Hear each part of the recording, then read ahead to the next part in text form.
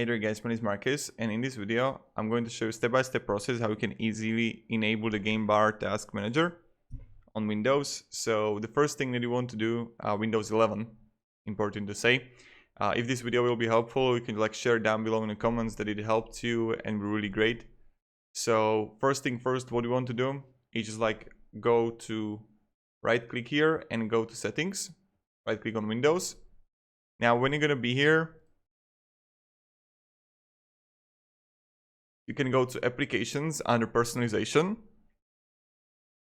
and right here you're gonna have the apps and features. And when you're gonna be in apps and features, and it's wait until it loads.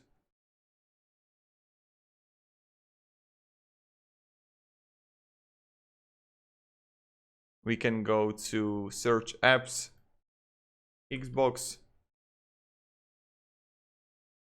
game bar, three dots here, advanced options, and then you can have app permissions here and everything.